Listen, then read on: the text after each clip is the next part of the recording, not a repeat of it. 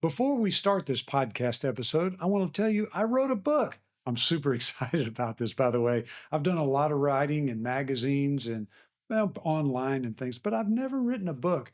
I had a whole bunch of stories that I wanted my grandkids and their lineage to know. So I started writing short stories about my time in the cockpit of various airplanes and helicopters. And I just kept assembling all that data, and pretty soon I ended up with a book. So I'm super excited about it. It's called Long Story Short. It's my long story told in a bunch of short stories. You can find it on Amazon by looking for Joe Casey, Long Story Short, or going to the show notes where we have a link. I hope you get your own copy, and I hope you enjoy.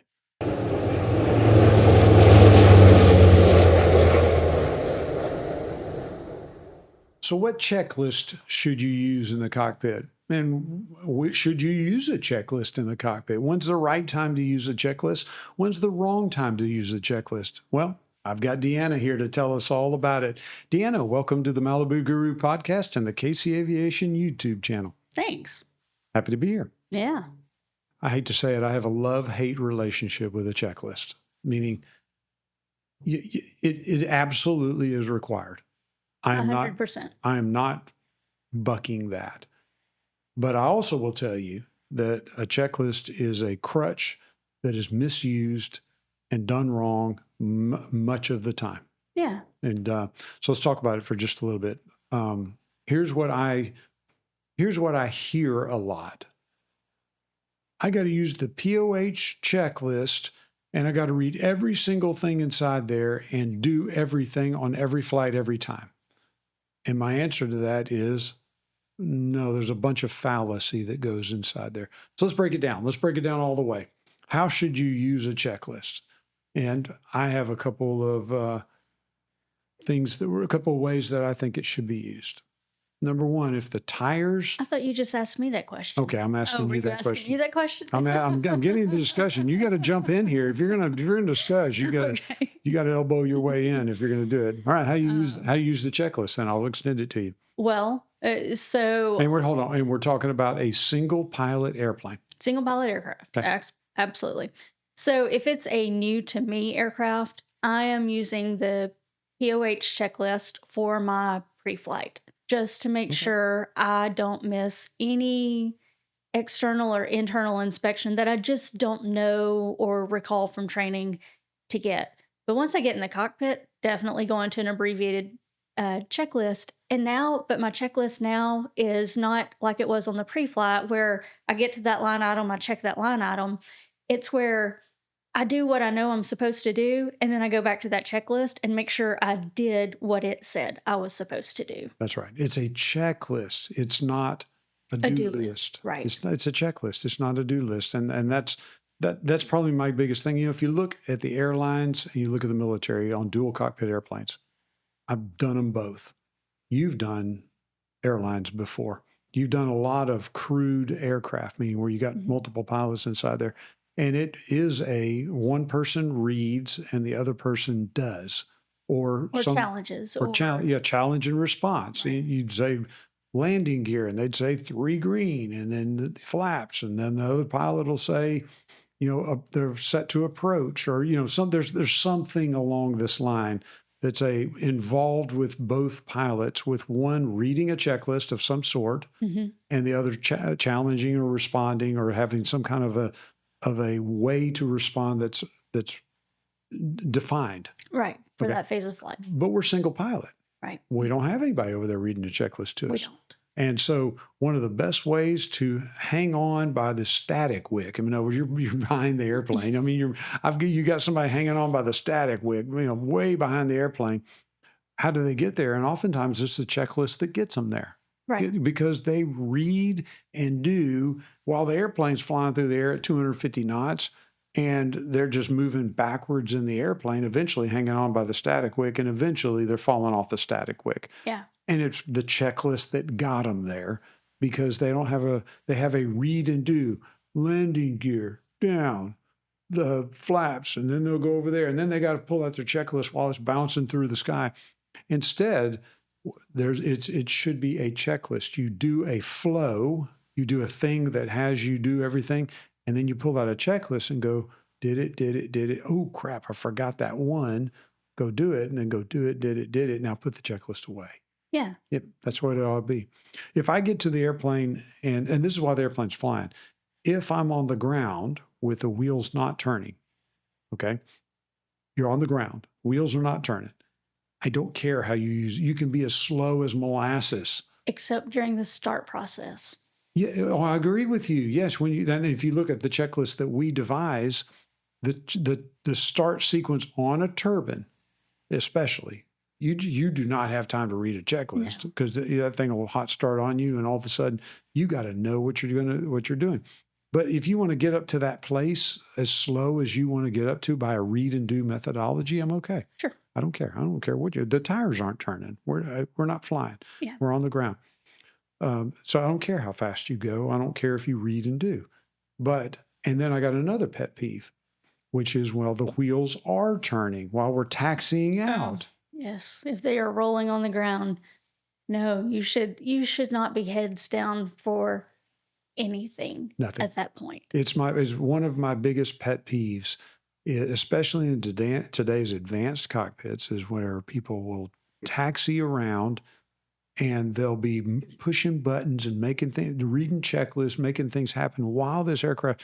And I can tell you right now, I know of three off the top of my head, where somebody was reading a checklist, pushing buttons, and literally just taxied right off the taxiway, hit a light, prop hits it, nose gear collapse. You're looking at $700,000 worth of repairs because you were merely just moving. I'm such an so adamant against this. I had a client that came to me for a instrument rating check ride, like I was the DPE, and they were taxiing along, doing their checklist, and we're going right for the grass. I literally had to throw on the brakes right before they left the concrete, and at that point, the check ride was over. I gave them a failure, and we hadn't even gone flying. Yeah. And I already failed them because I had to take the controls. And if a DP ever has to take the controls, the check ride's over. That's all there is to it. There's no doubt about it. And I administered that failure notice, and all they were doing is taxiing. And there's just no need to be doing things on the go. And granted, if I'm a CFI in the cockpit, if there's someone else there to taxi for you while you program, or to program while you taxi or something, fine. But single pilot, you can't do it. And there's no reason why on startup you can't get 90% of your stuff loaded. And if you need a run-up area at the end, taxi into the run-up area. And I think, people are just in a hurry, always. That's it. That's it. If you mess this part of the world up, if you do this wrong, it's because you're in too much of a hurry. Right. And you never have to be. You don't have to be. And a lot of times it is a common ATC generally expects turbines to be ready upon reaching the end, but it's not because, it is kind of because they don't have less to program, but they don't have a run-up per se. They have less to do, and most of the time they're crewed cockpits where one person is able to do stuff as they're taxiing and going. But in that single pilot cockpit, I am the worst about feeling bad for the line guy right after I start up. He's sitting there having to listen to the noise, and it's 100 degrees outside, or it's -30 outside, or, and he has to stand there until I'm marshaled out, and I feel bad and I want to go before all my stuff is done, because I want this poor line guy in front of me to be able to get back, into the comfort of the line check, and you just can't do it. And so a lot of times I'll tell him, I'm like, hey, this plane takes 2 minutes before all my flags go away on the instruments, or hey, I can see myself out. And if they're like, no, I have to do this, then I'm like, all right, I'm going to be here probably 3 minutes after startup just to get everything loaded and ready and sitting right here on the blocks. It is the way it is. And that's the point. Don't going to get rushed. If there's a place where you're rushed to do it, you're in a situation that's very, very strange, and you just need to tell them, I'm single pilot IFR, or I got to get this ready before I take off. ATC can definitely be they can rush you, Hmm. but again, you hold all the cards. You're the guy with the trump card, and you can just be able to say, no, I can't take off until I get finished all my checks. Right. They may tax you over to wherever, they may put you over into whatever, and they put you in the penalty box or something. But again, 99% of ATC is very, very good. The 1% that's going to put you in a penalty box, they're just wrong. And you got to be ready before you take off. Right. And most of them aren't going to penalize you like that. And the self-imposed penalty that you think you get for taking the time to stop and complete these checks is just not that much time. Right. And if you're in a long line of people, let's say that there's 10 aircraft before you fixing to go, well, there's going to be times where the airplane is stopped. Hmm. And you set the park and brake and pull out your checklist and run it for 20 seconds. And then they start moving and take off your park and brake, move up, set it again, go back to work, do some more.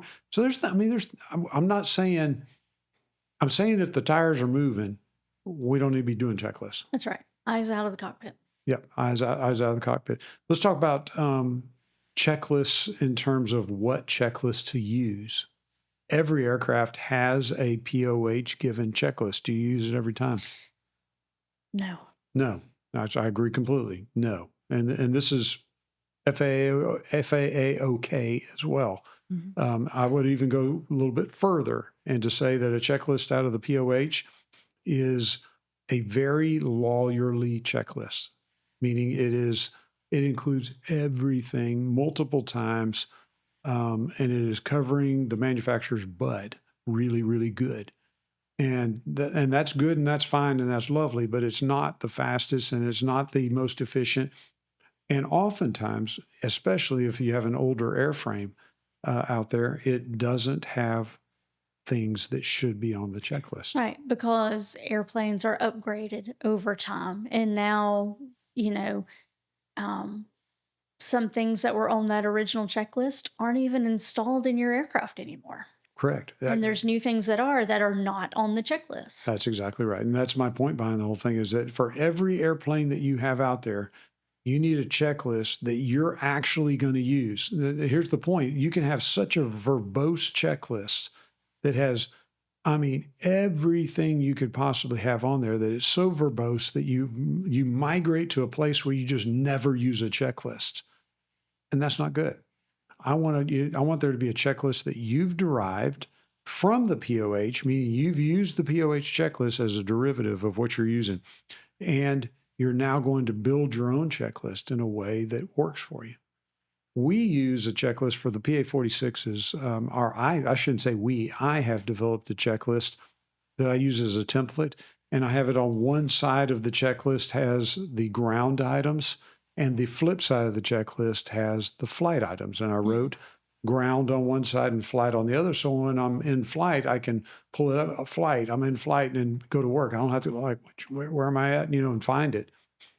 A checklist ought to be either tabbed or easy to find. In other words, if you have a King Air out there, that's going to be a more verbose checklist. It's going to have more things. There's just more systems. There's more systems, multiple engines, and more going on. You're not going to have a one-page checklist for a King Air. Right. If you do, probably not a verbose enough checklist for that King Air.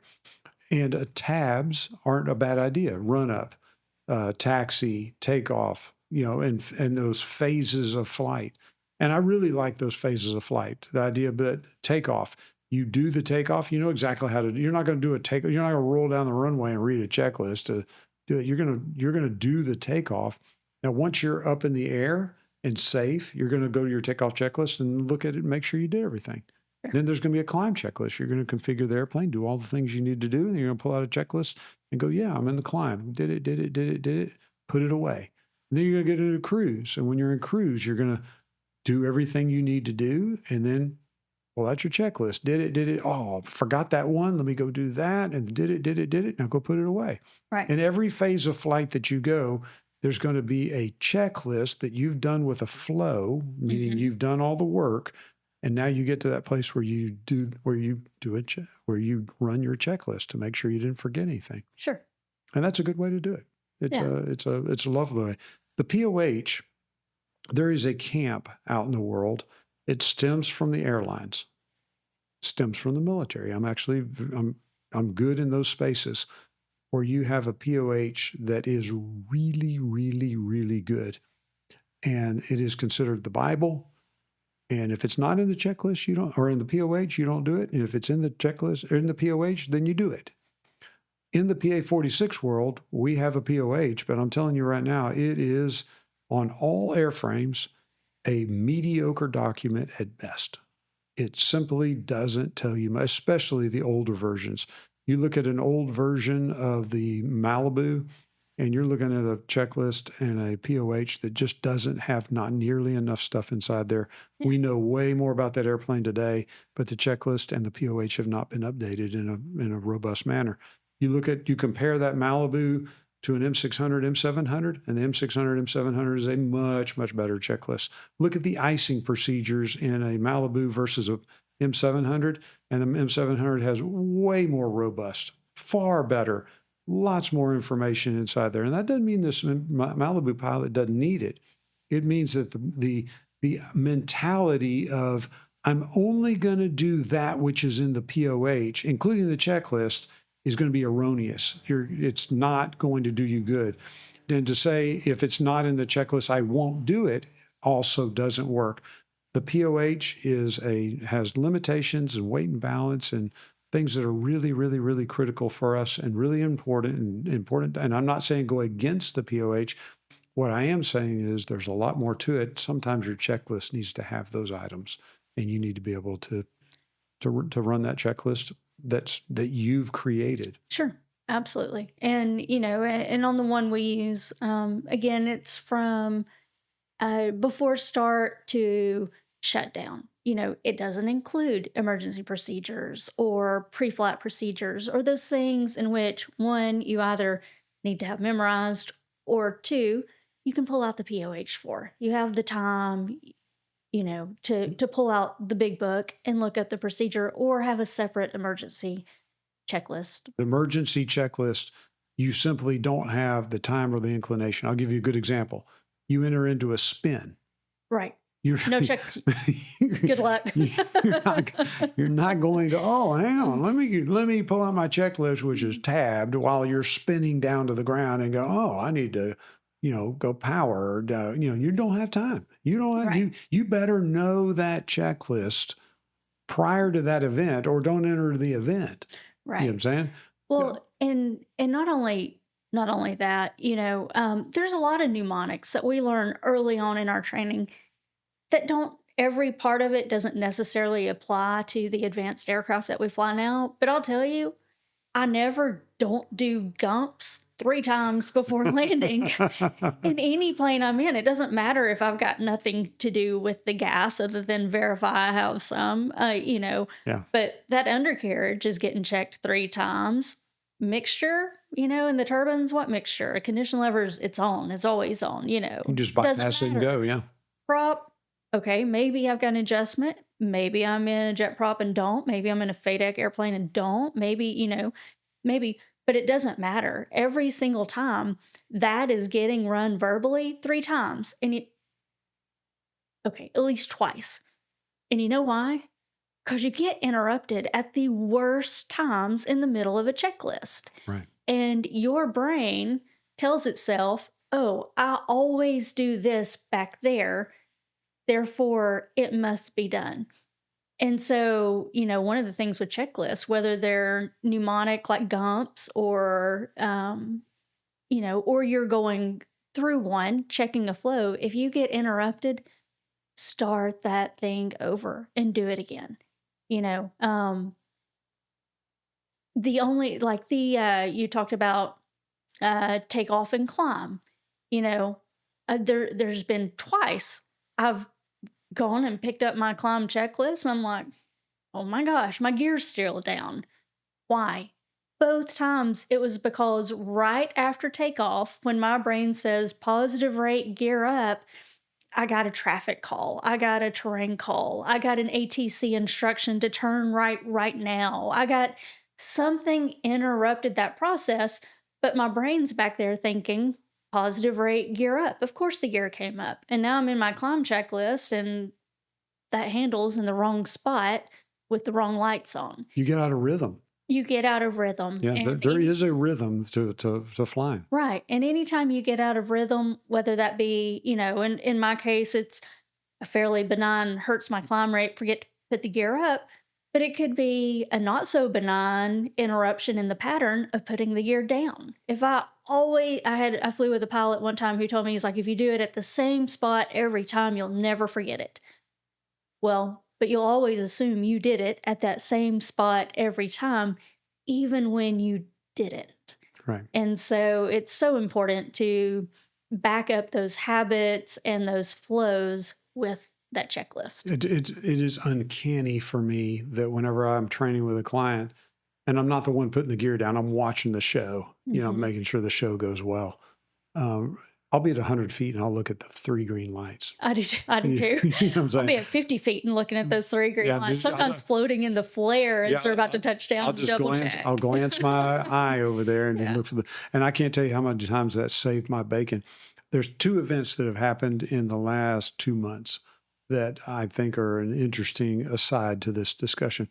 One is I had a client that put the gear down and it sounded right, but 3 green did not come. 2 of them came down. Now the pilot said 3 green and moved on and went about it, but the nose gear did not come down. We did not get that 3rd green light. And the pilot continued with the day and continued with the flight. And I shudder to think, because I didn't do it. It wasn't I didn't do that thing. Yeah. And it was interesting that I basically took the controls. I got down to 100 feet and basically to let that pilot know, I just saved your bacon right there. And we took off and went back around and we cycled the gear and the nose gear wouldn't come down. We eventually did a manual gear extension. We got it down.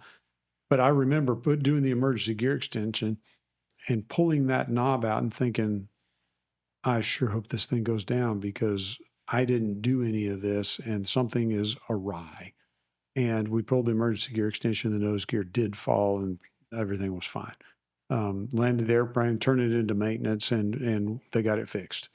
It was an easy fix as far as that's concerned. The other one is we had a client not very long ago that landed gear up. And we've talked to this pilot. We know exactly what happened. We can totally see what happened. It would just forgot. Yeah. Again, the most benign interruptions, Some Cessna 172 called that they're on a long final. And so he's on a downwind. And to be a nice guy, he extended his downwind very far to let this 80, 75 knot, whatever, 172 come into this little podunk airport and extended way far out and then turned base and honestly just got completely out of rhythm.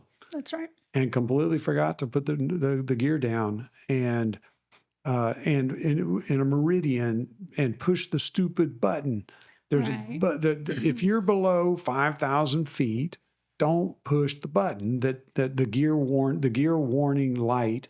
You can basically push the button and stop the bump, bump, bump, bump. Yeah, and suppose there's theoretically a safeguard against that as well when you put your flaps in and the button doesn't work. But if you're on a long, extended, low, maybe you never get to 20 degrees of flaps, or maybe that warning's not working in that airplane and hasn't been checked recently. Because how often do we really have 20 degrees of flaps without our gear down? And so, what it was, I don't know. We don't know exactly, but what we do know is there was a distraction. It didn't go down when it was supposed to.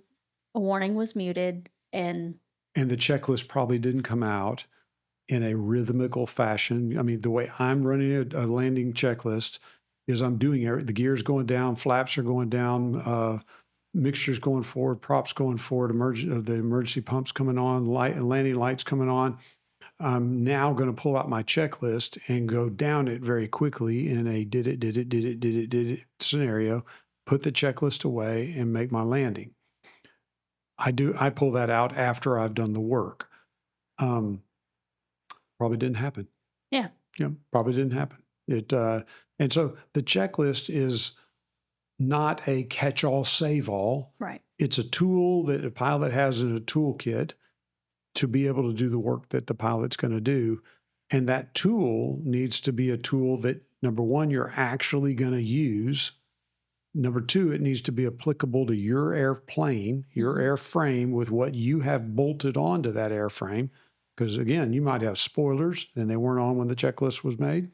You might have a Garmin suite in there and it wasn't there when the checklist was made. There's a whole bunch of things that can be added to an airplane that should end up with deviations to your checklist that you've made. And you should know this. And I like for people to make their own checklist because I like for people when you make something, it now becomes something you own. It's something that you have that you're passionate about, that you care about. It's the checklist I made. It's not just some thing out there. And I think it makes you fly better. So to consider the checklist, to think about when you use it, to have it as a do list is at certain times and as a checklist at others, those are all important. Yeah. All important things out there. Checklists, they're really important, but they're really important you do it right. Right. They're really important. Use them appropriately. Use the right one appropriately. It's a tool. And not as a crutch to not learn your aircraft and what should be done in each phase of flight. Yeah. Without that checklist. That's exactly right. There's a couple checklists out there that are kind of interesting that I've seen a lot. One of them is with ForeFlight. ForeFlight has some checklists. Do you use it? I personally do not. They're generic checklists that you then can customize for your aircraft. I think it's a great tool, and I can't really speak to why I don't, except I have checklists I like in the aircraft I fly. And so I would probably use one of these in an unfamiliar plane, or the other day I picked one up that didn't have a checklist in it. This would be a great tool for that. But I don't use it on the day to day.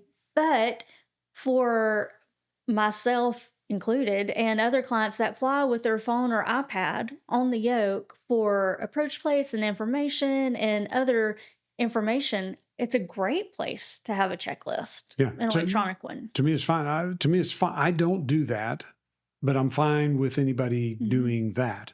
I'll tell you, I had another client that used on Mac, on a iPhone, you have notes. Yeah. Is a thing. And that pilot made a checklist on notes. Yeah. And I thought, great, you just thumb right on through it. And that worked out fine. So the point is it digital or paper? I used to be the guy that was saying, no, I want a paper version in the cockpit. But nowadays I don't go anywhere without my phone. Right. I don't go anywhere without my phone. And in probably 90% of the cockpits today, there's a USB charger of some sort or a USB-C that's, if you don't have one of those in the cockpit, I would say paper, because the chances of your phone going dead is potential. Now, I would argue go put a USB-C or USB charger. Carry a battery pack. Do something. I have a battery pack in my flight bag all the time for those planes that don't have a USB charger. But you also run the risk of, when it's sitting up on your yoke, sometimes they get hot, they overheat, and you've got to pull them down off the yoke and stick them in the shade for a little bit or hold it in front of a vent. It's not infallible technology. So I think I'll always like having a paper checklist, at least available in the cockpit, even if the electronic one is the preferred method to go through. Yeah, if it's your airplane, I agree. Paper should be in the cockpit, should be there. You also got the POH, which should be readily accessible in there as a usable one for sure. But to have that paper checklist in the cockpit is fine. If you want to go digital, I'm cool with it. I, again, have backups in terms of power, things of this nature.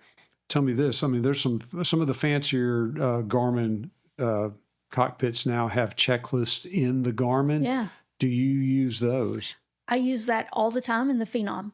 Do you? Yeah. Okay. So it's got the G3000, the Phenom 300, G3000 checklist feature. And because in the G3000, I've got 6 screens to look at and customize. You can only have so many maps and so many, different things up. I do. On my On my PFD, I split my screen, and on the left side, I put a checklist there for that phase of flight and check through it as I'm going through. But it's because the checklist in that plane, or the QRH, is a nice thick book, and now I got to find the page, and I've got to flip to the right sequence. And on that G3000, it's a, go to checklist page, normal procedures, landing, there it is. Right. You know, You found a way to navigate it. I will tell you, I never use that. yeah. And number one, I'm pissed off because there's so much legal crap that Mhm. pops up whenever you go to use that it kind of pisses me off that they're going to go through so much legal stuff defending themselves. I mean, you can't even enter into the system without signing a lawyer document every time you fire. Yeah. Just bothers me. But the second part of that is if you have a PA-46 with a primary display in front of you and an MFD to your right, it's going to be on the MFD. And when you Yes. put a checklist up, you took everything else away. Right. And so you had, like I said, I only use it in the G3000 suite. And because when I complete that checklist and press go to the next checklist, there's my next phase of flight, my next checklist, and I just leave it there till I need it. Yeah. So it is situation and avionics suite dependent for me. That's interesting because I was going to totally poo-poo the Garmin checklist, and here you are using it. But no, it's a good point. Here's the point that we're trying to make. There needs to be a checklist that you're actually going to use. Mm-hmm. We don't really care where it's at as long as there's a good backup for it. And as long as it's something you actually use, Right. that's the key. I do not give a rip about your checklist in the Garmin if you never touch it. That's right. If you never use it, it's not, when an emergency comes up or something haywire happens, that's not going to be accessible to you because you're not using it on a regular basis. Yeah. I want to go down one other rabbit trail real quick that I think is important. I personally think in every cockpit, there ought to be an emergency procedure checklist that is there and available. And I'd really like for this one to be paper. This is one where when you're flying along and something happens, It's tough to fumble through a POH And- mentally. and there's a lot of good checklists out there by training providers, various ones. Legacy, I see a lot of good legacy emergency procedure checklists inside there. Legacy, SimCom, flight safety. Yes. Yeah. They're the laminated, folded up. You can tell it's been folded and unfolded 800 times. Great checklist to just have sitting there. My point behind it is that we do see stuff. I see legacy. This is one of the parts that I think Legacy is doing a good job, that they have a condensed version of the emergency procedure. They bound it and put it out there. I think it's really good. Yeah. It's one of those things and I see that in a lot of cockpits that are out there. And I think that's good. I think there ought to be a way. Here's the bottom line. If we do an emergency procedure with you, we do an emergency gear extension, and you do everything from memory, you did it wrong. That's right. It's non-time sensitive. It's, there is no reason you don't have all the time in the world to pull out a checklist and do a manual gear extension. Right. I don't even like calling it an emergency gear extension. It is a non-emergency. It's the inconvenience gear extension. Right, that's right. It is a manual gear extension. It didn't go down the right way. Although it feels like an emergency at the time. And probably, when you're on that glide slope intercept and you put that gear handle down and it doesn't come down, it feels like an emergency because you're on an approach, and now you've got to do something different. You got to break off. You got to go through that is not the time either to be trying to do that from memory, from your recurrent training where you did it 11 months ago, Yeah. It's like if you're on the normal checklist, there's going to be a flow that you're going to do every flight and a phase of flight that's going to help you. And then you're going to back that up with a checklist that you're going to use as a checklist.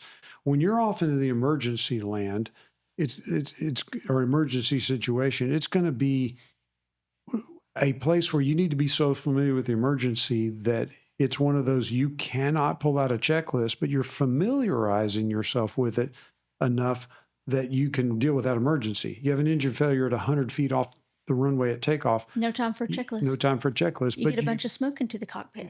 Exactly. These are the places that a checklist really not going to do you a lot of good, but that's something that when you're on that long cruise flight, you got a 4-hour flight somewhere, pull out your emergency procedure checklist and review it. Go down it. Think to yourself, if this happened, would I be able to come get these emergency procedures done? It's a familiarization that you need to have. Or it's an emergency situation that the checklist is absolutely required because we don't want you going by memory. Right. We want you to be able to handle that emergency by using a checklist because the checklist is going to slow you down, help you, make sure you don't forget a step.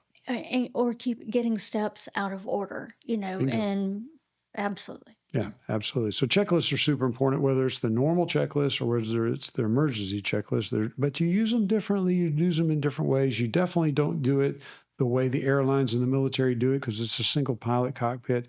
And knowing when, where, how, and the best place to start is with your instructor to make sure you've got a good cockpit organization, a good method of doing business with that checklist. Mm-hmm. And you've got a checklist that you're actually going to use. That's right. Joe Casey and Deanna Casey. signing off.